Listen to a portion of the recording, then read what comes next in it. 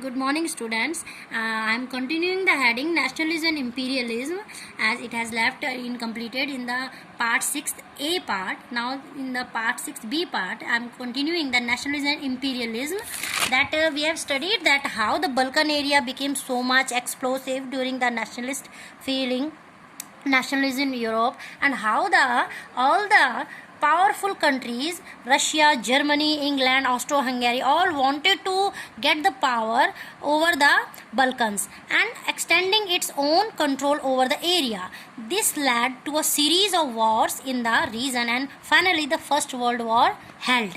That how the Balkan area important when we study that what were the cause to fight the First World War. Then Balkan area is also one of the most important case to study, that how explosive the native of Balkan became, that and how explosive and how powerful they became to preserve their identity, ethnic identity, and how the all powerful big countries Russia, Germany, England and Austro-Hungary wanted to get the power over, you can say, over the Balkan area, and finally the result that First World War was held.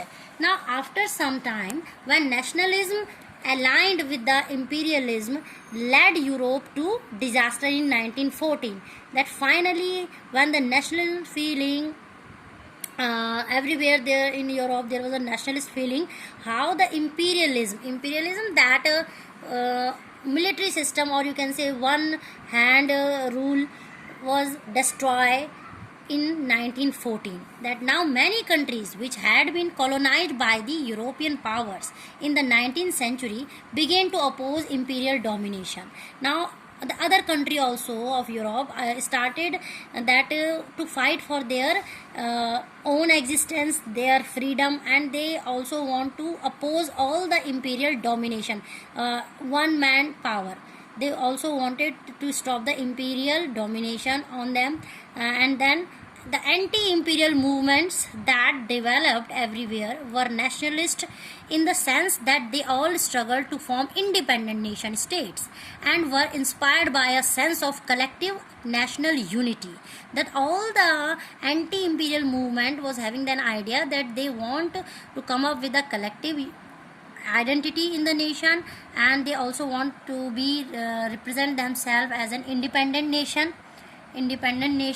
and collective national unity forged in the confrontation with imperialism. And they also want to oppose the imperial domination. Imperial domination, as I told you earlier, that it was a policy which a country by which the country extend its power with the influence of the colonization. It means they were not in the favor of colonization, they were in the favor of union states. Now people everywhere developed their own specific variety of nationalism, but the idea of nation states came to be accepted as a natural and universal. Now that gradually during the late 19th century, the other nation of the European state also started their own fight for nation states, and they also want to preserve their variety of they introduced variety of nationalism.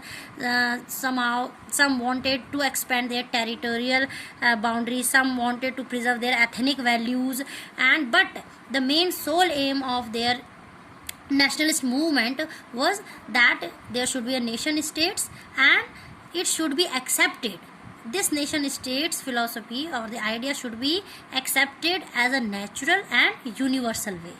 So it is all about the rise of nationalism in Europe, and the chapter has completed now. So many question of NCERT we also have done, and what the remaining in the next video we will complete the remaining question of NCERT.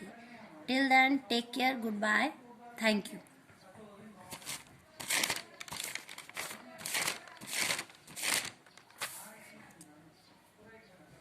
We have studied in 6th part the strange case of Britain, unification of Britain. We have studied about the making of United Kingdom, British Island. We studied about how the Protestant supported the Protestant of Scotland, how the Act of Union in 1707 signed, how the United Kingdom of Great Britain was formed, how the Irish native Wolfe Tony struggled for the movement which was against in the monopoly of England. How the Great Britain come up with the idea of collective identity with the help of introduction of the British flag, the national anthem God Save Our Noble King, and how the English language compulsion was started after the making of Great Britain.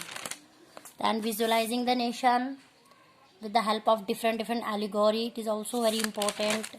Marinian Germania, then nationalism, imperialism. It is all about this chapter. Thank you.